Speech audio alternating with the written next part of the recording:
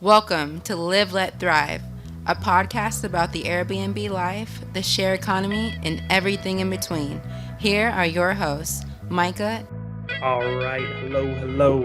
All right, so I'm back for another quick video about those stimulus checks. So, if you got most people getting their stimulus checks this week, I copped mine this morning. I didn't think I was eligible, but I have a hell of an accountant, so I'm gonna tell you how I was eligible. I'm gonna tell you, and I'm talking to strictly Airbnb hosts, short-term rental hosts, how to be eligible. So let me just go ahead. I'm gonna go over how to get the 1,200. So you need to make, if you're single, you need to make under 75,000. If you are married and filing jointly, you need to make under 150,000 to qualify for the full 1,200. So I'm gonna talk to people this. I'm gonna talk to both. I'm married and we file jointly. We can get up to 2,900, and we got the full amount. I didn't think I was eligible at first, but I forgot I did the smart thing, which I've been telling people for months. Split your income.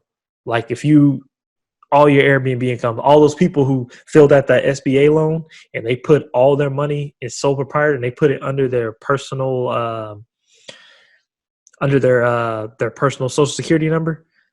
If you made over, I think if you're single and you made over 100,000, that $1,200 check's gonna start dipping. And I know it's easy for an Airbnb host to make $200,000 a year if they just have a few properties. So take all what you need to do is, for the future reference, because it's too late now. For future reference, take all your money and put it into an LLC account.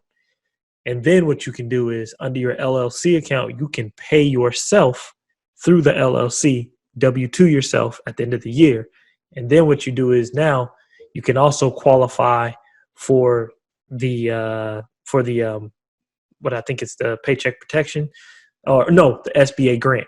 So you can get out now, after you W-2'd yourself, you now get the SBA grant, which they give you $1,000 per employee, up to 10 employees, and then you get $1,000 back for yourself.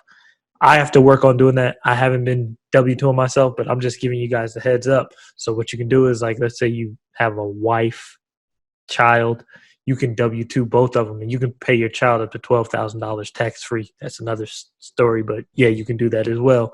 And you can also pay your wife if she's, pay your wife through that. Just, find people you can pay, and then you can get that $1,000. You could have got that $1,000. But my whole point of this whole video is separate your income.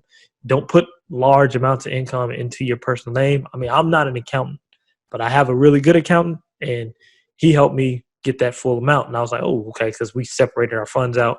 So if I would have filed everything under my personal name, I wouldn't have got nothing, But yeah, so that's pretty much my whole point is quit putting everything under your personal name, put stuff under LLCs.